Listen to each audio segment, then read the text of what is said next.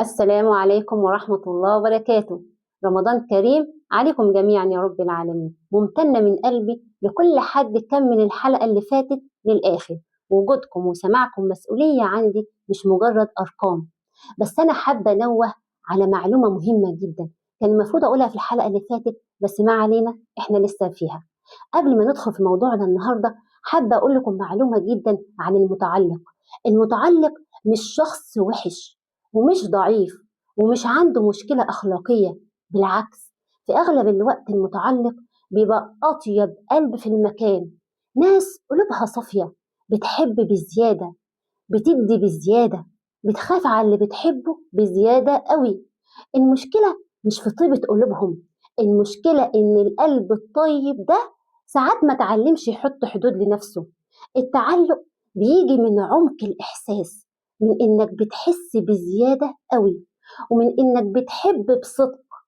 وأنا حاسة بيكم، وعشان كده بمد إيدي ليكم، مش عشان أقول لكم غلط، لكن عشان أقول لكم تعالوا نفهم نفسنا. لأن التعلق مش حاجة سطحية، مش فكرة تتفهم في يوم وليلة، ولا عادة تتكسر في أسبوع. ده نمط إحساس عميق جدا جدا، اتكون من سنين، طبيعي ياخد وقت عشان يتفك. فلو بدأت أو بدأتي تلاحظي إن عندك تعلق، ما تضغطيش على نفسك. الأول افهمي، الفهم بيجي الأول، وبعد كده بتبدأ تتحرري، بس التحرر بيجي بالتدريج. يلا بينا ندخل على الحلقة النهاردة، وهي ليه بنرجع لنفس الحاجة اللي بتتعبنا. خليني أقول لكم جملة يمكن تنور حاجة عندكم. إحنا أوقات منتوجعش عشان الحاجة وحشة، إحنا بنتوجع عشان قلبنا متعلق بيها زيادة عن اللزوم. طب ليه بنرجع لنفس الشخص اللي تعبنا؟ وليه بنتمسك بالحاجة اللي بتستفزنا؟ وليه بنفضل متمسكين بصورة معينة قدام الناس حتى لو بترهقنا؟ الموضوع مش ضعف شخصية، الموضوع إنك متعلق. أفسر لكم بعمق شوية.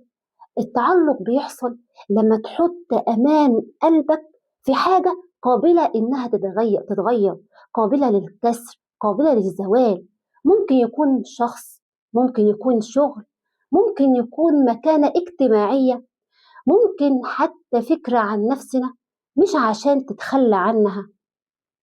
ولما الحاجة دي تهتز، نحس إننا إحنا اللي اتهزينا. يعني إيه الكلام ده؟ يعني لما تحطي قيمتك كلها في حاجة واحدة، أو لما تربطي إحساسك بالأمان بشخص، أو لما تربط إحساسك بأمان بشخصية واحدة، أول ما يتغير ويبعد عنك، ما تحسيش إن العلاقة بس اللي اتهزت، تحسي إنك فقدتي جزء منك. والكلمة دي إحنا بنسمعها كتير. لما شخص يبعد عنك أو أي حاجة تبعد عنك، أنا روحي راحت، هو مشي وخد قلبي معاه، لان الحاجه دي ما بقتش جزء من حياتك. المفروض الشخص ده او الوظيفه دي ايا كان الحاجه دي، حاجه جزء من الحاجات اللي عندك، هي بقت جزء من تعريفك لنفسك. طب ليه بنرجع رغم كل الالم اللي احنا بنحس بيه؟ عشان الالم المألوف اهون بكتير من الفراغ المجهول.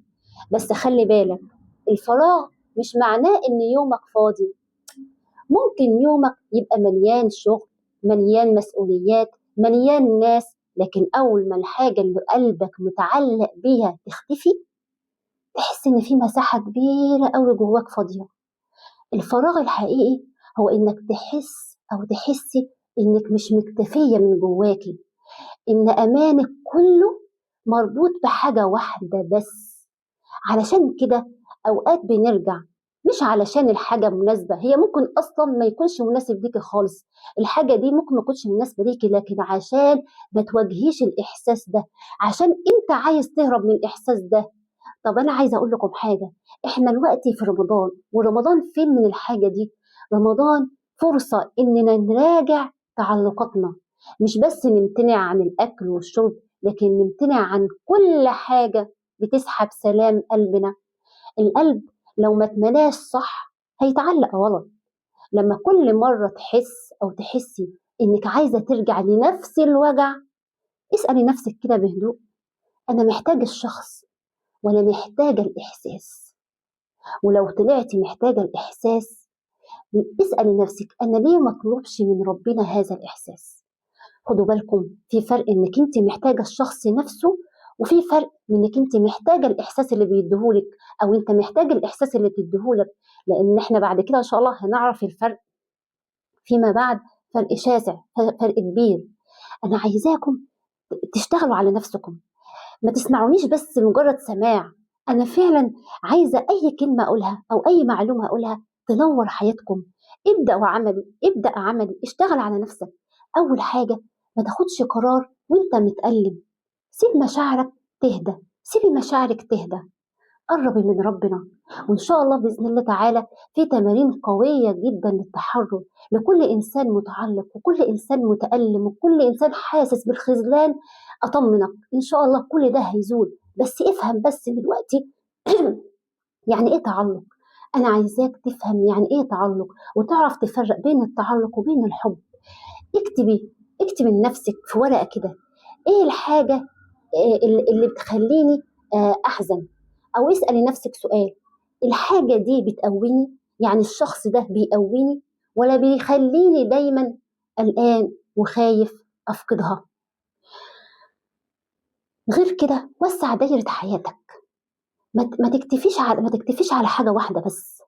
خلي حياتك مليانة بكذا حاجة. وانت كمان ما تقوليش هو الشخص ده هو كل حاجة حياتي، ما تقوليش الشغل ده هو كل حاجة في حياتي، ما تقوليش ابنك امك ابوك. يا جماعة التعلق مجاله واسع قوي قوي قوي، واحنا لسه.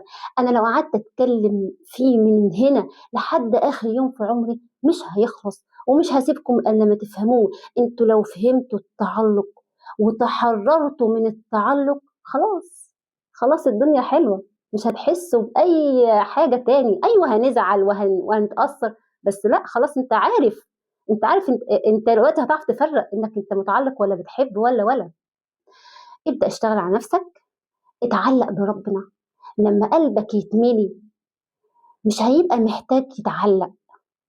وقبل ما اختم عايزة اقول لكم حاجة، يمكن اصعب حاجة مش ان الحاجة تروح منك، أصعب حاجة إننا نكتشف إننا كنا معلقين قلبنا بيها زيادة عن اللزوم. يا رب ثبت قلوبنا على حبك، وخلي قلوبنا مرتاحة ومستقرة معاك، وابعد عننا أي تعلق يوجعنا، وخلينا دايما أقوى وأهدى. وشكرا جدا ليكم كلكم على وقتكم وعلى اهتمامكم بنفسكم. ممتنة جدا لكل حد وصل للنهاية. وجودكم وسماعكم وتفاعلكم حتى ولو بدعوة صادقة بيفرق معايا كتير قوي. لو الكلام ده لمس قلبك أو الكلام ده لمس قلبك يا حبيبتي، شاركيه، يمكن يكون سبب في راحة حد محتاجه.